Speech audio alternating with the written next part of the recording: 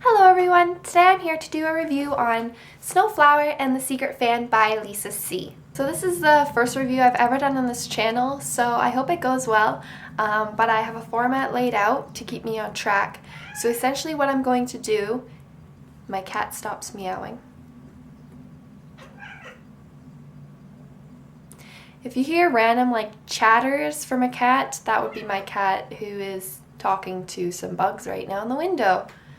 So yeah, but anyways, my basic overview for this video will be a synopsis of the book, then I will go into the characters, and then I will talk more about the plot, and then I will do my overall general thoughts about the book. I want to keep this one spoiler free, so I'm going to try and be as brief as possible. Snowflower is about a young girl named Lily growing up in China, I believe in the early 20th century. At the age of 6 or 7, Lily is approached by a diviner who is essentially a person who comes into the family during or just before the child is supposed to go through their foot binding rituals and essentially tells them which day would be best for them to start the foot binding on. At this point in time, the diviner looked at Lily's feet and noticed that there was something special about them and advised the family to wait a little while until her feet were a little bit more grown. Now, for those who don't know, foot binding is an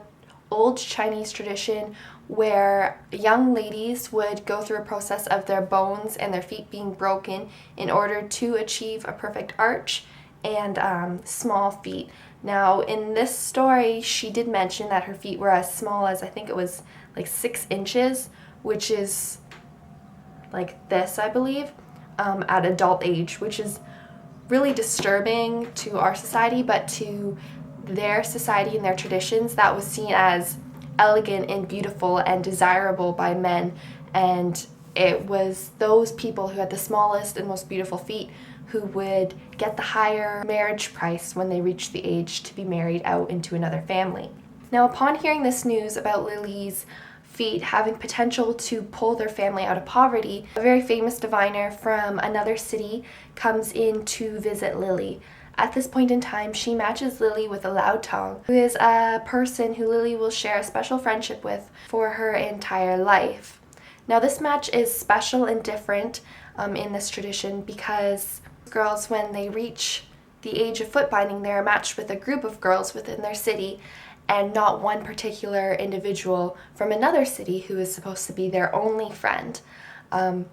Lily, in this regard, was special because she was seen to have these wonderful, spectacular potential in her feet, so she was granted a loud tongue, who also had been seen to have the same potential as her. So this story is written in a memoir format where Lily is older and looking back on her life, especially on the life that she shared with her loud tongue, Snowflower, and the mysteries revolving around the fan that they passed back and forth, which was essentially their form of communication during the months prior to their meeting, as well as when they were unable to visit each other periodically throughout the years. Eventually, this fan started carrying their story. It started carrying all the ups and downs that they had in their friendship, and it really documented the type of friendship and the bond that they shared as loud tongues. So the main two characters in this story are Lily and Snowflower, who are loud tongue sisters.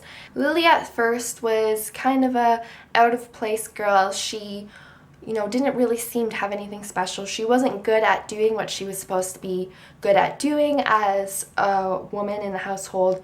She didn't know how to sew. She didn't know the ancient language that she was supposed to know as a woman in her time. And on the other hand, Snowflower was excellent at all these things. She had beautiful embroidery. She was able to sew, was able to write in the language, and she had beautiful penmanship and just everything that Lily desired to be one day. Lily really looked up to Snowflower and learned a lot from her in her early childhood years. The character development in this story was kind of lacking. The characters did not seem to do a lot of growing up. They didn't seem to change very much, except for at one point in the middle when they both kind of took a dive and either went, without giving away anything, they either significantly improved their standing or significantly dropped from their standings that they were when they were younger. Other than that, you don't see much growth and development. You see a lot of remorse that Lily had in her later years for the things that she did. But other than that, you don't see much development. And for me, that is very key in a story, especially a story where it expands over an entire life period, is being able to watch the characters as they grow from a small child into an elder. Now, this story is very focused on tradition.